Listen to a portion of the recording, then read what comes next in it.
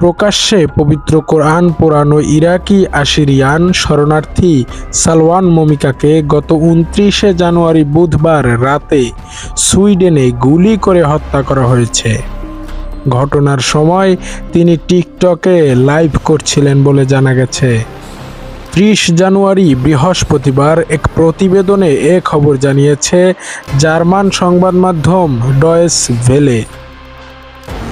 প্রতিবেদন মতে Swedish police বৃহস্পতিবার জানিয়েছে ইরাকি এক ব্যক্তিকে হত্যার ঘটনায় ৫ জনকে গ্রেপ্তার করা হয়েছে, যিনি কোরআন পোড়ানোর বেশ কয়েকটি ঘটনার সঙ্গে জড়িত।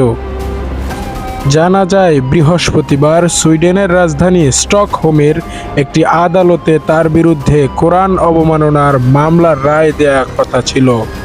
সেখানে উপস্থিত হওয়ার কথা ছিল মমিকার।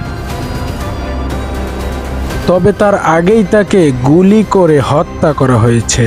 স্থানীয় প্রশাসনের এক বিবৃতিতে বলা হয়েছে ঘটনাটি একটি বাড়ির ভেতরে ঘটেছে এবং যখন পুলিশ সেখানে পৌঁছায় তখন তারা এক ব্যক্তিকে গুলিবিদ্ধ অবস্থায় দেখতে পায়।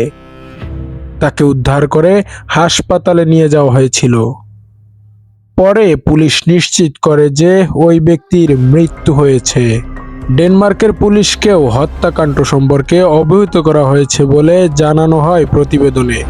তবে নিহত ব্যক্তি মমিকা কিনা অর্থাৎ সরাসরি তার নাম উল্লেখ করেনি পুলিশ। পুলিশের এক বিবৃতিতে বলা হয়েছে এ ঘটনায় রাতারাতি ৫ জনকে গ্রেফতার করা হয়েছে। প্রসিকিউটর রাসমাস ওমান আন্তর্জাতিক একটি বার্তা সংস্থাকে বলেছেন, আমরা খুব প্রাথমিক পর্যায়ে আছি, তবে তথ্য সংগ্রহ করা হয়েছে।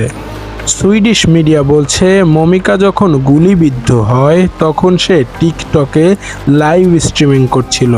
সুইডিশ মিডিয়া বলছে মমিকা যখন গুলিবিদ্ধ হয় তখন সে টিকটকে লাইভ স্ট্রিমিং করছিল।